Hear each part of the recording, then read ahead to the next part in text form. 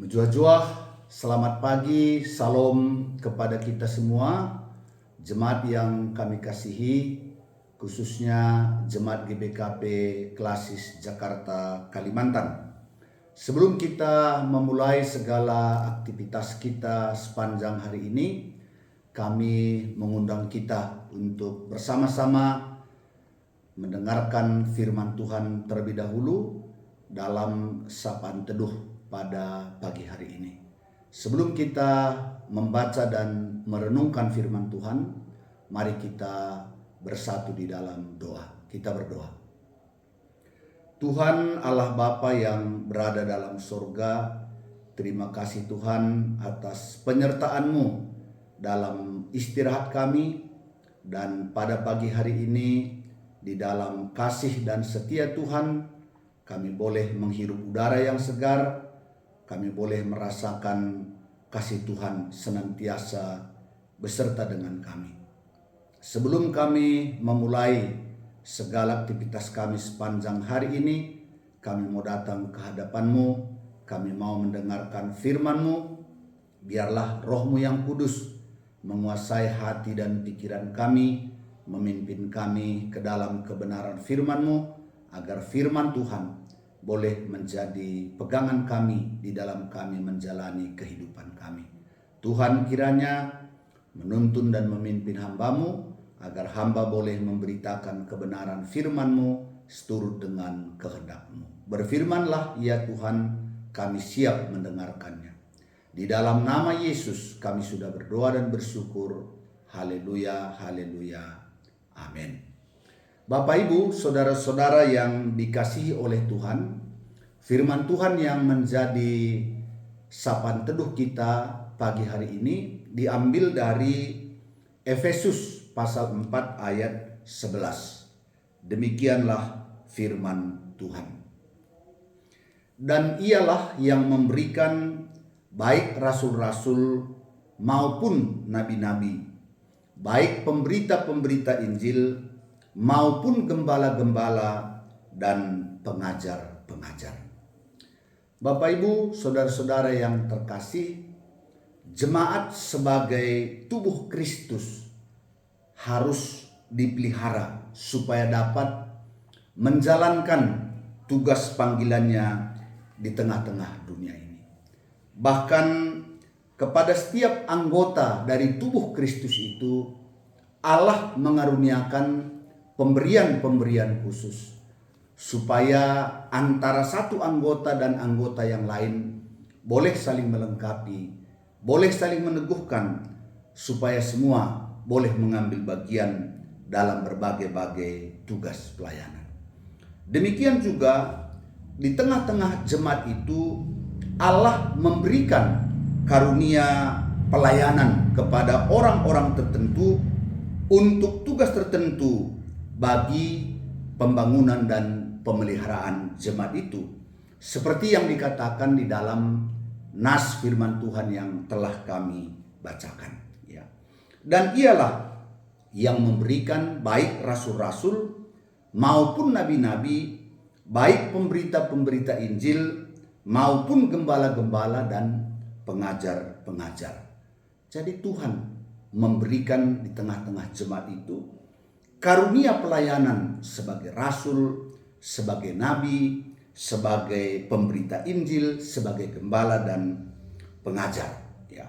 Dan setiap pemberian karunia pelayanan itu mempunyai tugas khusus bagi kehidupan jemaat, ya. Dan pada zaman itu rasul itu ialah sebagai pendiri umat. Oleh karena pemberitaan orang itulah maka terbentuk jemaat, terbentuk persekutuan orang-orang percaya. Kemudian nabi adalah orang yang dikaruniai Roh Kudus, Roh Allah menggerakkan dia untuk memberitakan maksud-maksud Allah kepada jemaat pada waktu itu. Demikian juga pemberita-pemberita Injil adalah orang-orang yang pergi ke tempat-tempat tertentu, dan di sana mereka dipanggil oleh Allah untuk memberitakan kabar baik. Kemudian ada lagi gembala. Gembala adalah orang-orang yang dipilih oleh Allah untuk memelihara kehidupan jemaat yang sudah terbentuk. Demikian juga dikatakan pengajar-pengajar ialah orang-orang yang diberikan Allah kemampuan untuk dapat menerangkan firman Tuhan secara detail, menerangkan firman Tuhan secara mendalam, sehingga pengetahuan jemaat akan firman Tuhan semakin baik, dan tentunya daripada itu akan tumbuh iman jemaat yang kuat. Nah, demikian Tuhan memberikan karunia-karunia pelayanan di tengah-tengah jemaat. Untuk apa Tuhan memberikan karunia-karunia pelayanan itu kepada orang-orang tertentu di tengah-tengah jemaat?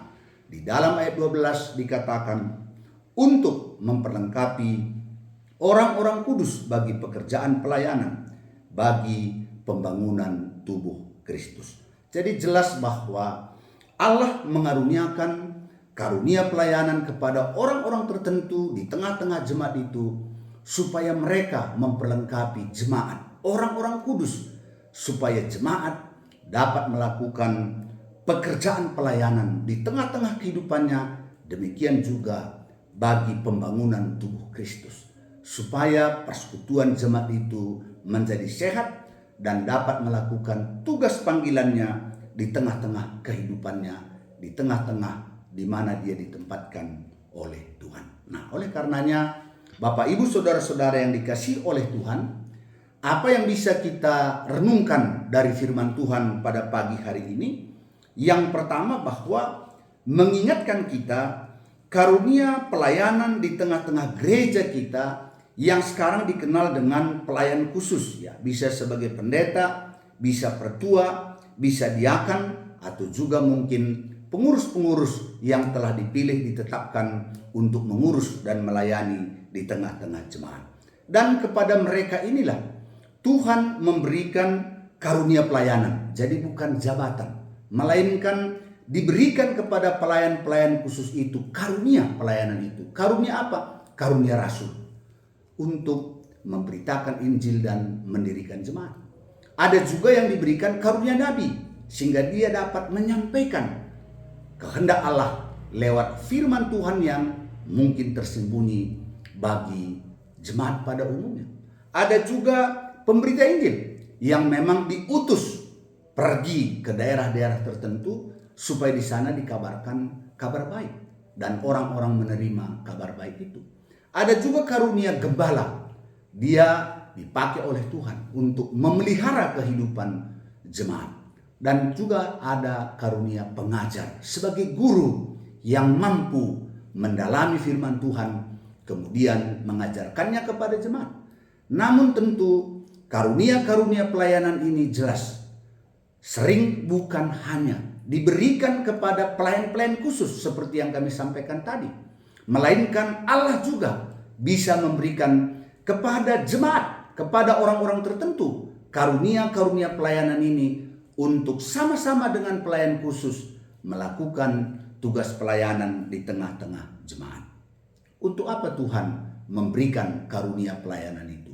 Jelas untuk memperlengkapi jemaat, untuk memperlengkapi warga gereja, supaya warga gereja dapat melakukan pekerjaan pelayanan di tengah-tengah kehidupannya. Bukan hanya di tengah-tengah kehidupan bergereja, tapi bagaimana jemaat itu pribadi lepas pribadi bisa menjadi garam dan terang di tengah-tengah kehidupannya. Di sana dia bisa mewartakan kabar baik seperti yang dipanggil oleh Tuhan kepada setiap kita. Karena itu, sebagai penutup dari renungan ini, biarlah kita sebagai pelayan khusus yang ditempatkan oleh Tuhan di tengah-tengah jemaat sungguh-sungguh menyadari salah satu tugas penting kita ialah untuk memperlengkapi jemaat. Demikian juga jemaat harus bersyukur bahwa pelayan-pelayan khusus yang ditempatkan oleh Allah di tengah-tengah jemaat untuk memperlengkapi jemaat sendiri, supaya jemaat dapat melakukan tugas pekerjaan pelayanan di tengah-tengah kehidupan kita. Dan kami pikir ini sejalan dengan tahun sasaran GPKP 2023. Jemaat menjadi pelaku aktif pelayanan di tengah-tengah kehidupan kita. Mari sama-sama kita melakukan tugas pelayanan sehingga orang boleh menyaksikan kebaikan, kasih, dan juga pemeliharaan Tuhan atas kehidupan jemaat. Inilah yang boleh kami sampaikan. Tuhan memberkati kita sekalian. Amin. Mari kita bersatu di dalam doa. Bapa di dalam surga, kami bersyukur atas firman-Mu yang boleh mengingatkan kami bahwa Engkau memberikan pemberian karunia-karunia pelayanan di tengah-tengah jemaat, supaya jemaat dapat melakukan tugas pelayanan di tengah-tengah kehidupannya. Bapa, biarlah setiap kami boleh menyadari panggilan Allah atas hidup kami, supaya sungguh-sungguh kami boleh menyatakan rahmat Tuhan di tengah-tengah kehidupan kami. Secara khusus kami berdoa buat jemaat yang ada di GPKP Runggun Jampin. Berkati pendeta, berkati pertua diaken, pengurus, bahkan seluruh warga jemaat GPKP Runggun Jampin. Sekiranya sepanjang hari ini boleh melakukan segala aktivitas pekerjaan usaha mereka dalam pimpinan, penyertaan, dan berkat daripada Tuhan. Demikian juga seluruh hamba-hamba Tuhan yang ada di wilayah Klasik Jakarta, Kalimantan, dan juga seluruh jemaat-Mu, kiranya kasih karunia, rahmat, dan anugerah-Mu menyertai kami sepanjang hari ini. Inilah doa kami dalam nama Yesus Kristus yang sudah mengajar kita berdoa. Bapa kami yang di sorga, dikuduskanlah nama-Mu, datanglah kerajaan-Mu, jadilah kehendak-Mu di bumi seperti di sorga. Berikanlah kami pada hari ini makanan kami yang secukupnya, dan ampunilah kami akan kesalahan kami, seperti kami juga mengampuni orang yang bersalah kepada kami. Dan janganlah membawa kami ke dalam pencobaan, tetapi lepaskanlah kami daripada yang jahat, karena Engkaulah yang punya kerajaan dan kuasa dan kemuliaan sampai selama-lamanya. Amin. Tuhan memberkati.